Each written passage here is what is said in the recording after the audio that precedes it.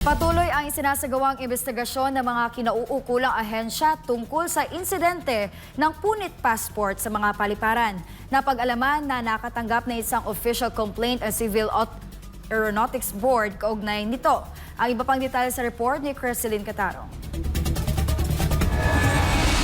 Mayroong tatlong magkahiwalay na insidente kaugnay ng punit passport modus na namonitor ng Department of Transportation sa social media. Ayon kay DOTR spokesperson Executive Director Mon Ilagan, mula sa nasabing bilang, isang opisyal na naghain ng reklamo sa pamamagitan ng email. Ito ang insidenteng nangyari sa Cebu Pacific na biyaheng Manila to Bali, Indonesia. Yung pong passenger was denied boarding after check-in personnel observed a tear in her passport. Yung pong anak ng pasahero, nagsampa po ng complaint before CAB via email dated April 23. Nag-due diligence, sumulat din po ang Cebu Pacific na paliwanag po sila before the DOTR at nag-due diligence din po naman ang Civil Aeronautics Board o CAB at tumawag sa Bali Denpasar Airport yan po sa Indonesia at kinonfirm po nila na hindi po tatanggapin ang pasahero during that day.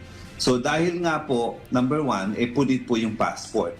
Nagkaroon na rin ng pagdinig sa inihaing reklamo noong Abril 25. Sa ngayon, nagpapatuloy ang investigasyon ukol dito ng Manila International Airport Authority, Civil Aeronautics Board at Civil Aviation Authority of the Philippines. Sa kabilang banda, nagsagawa na ng motu proprio investigation ng DOTR sa dalawang insidente na namonitor sa social media, bagamat wala pang formal na reklamo kaugnay nito. Kabilang dito ang insidente sa Philippine Airlines na Butuan to Manila flight.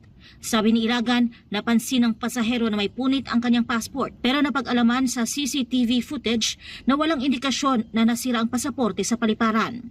So yung pong ginawa ng Philippine Airlines, they has already settled the matter with the passenger and then wala hong formal complaint na final before the Civil Aeronautics Board o CAB. Ang isa pang insidente ay sa Cathay Pacific sa Mactan Cebu International Airport. Patungo ng Dubai ang isang 65 anyos na pasahero at aksidenteng nasira ang kanyang pasaporte habang pinuproseso sa pamamagitan ng passport reader. Nasaksihan ito mismo ng nasabing pasahero. Wala ho namang formal complaint na naganap doon o final before the CAB o Civil Aeronautics Board.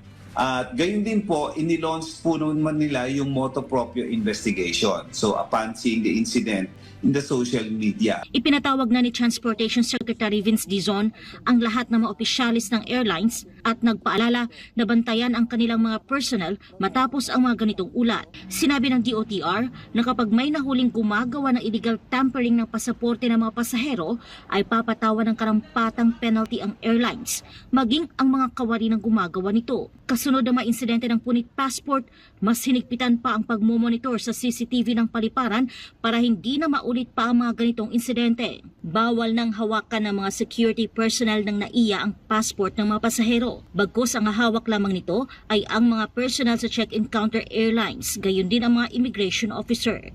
Paalala din po sa mga kababayan natin ng mga babiyahe, you should also be held responsible to your own documents. Better i-check po yung ating mga pasaporte, baka ito po ay basa. Number one, napunit, namantsahan, baka hindi po kayo makabiyahe o tanggapin po ng bansang inyo pong pupuntahan. Para sa Diyos at sa Pilipinas kong mahal, Cresceline Catarong, SMNI News.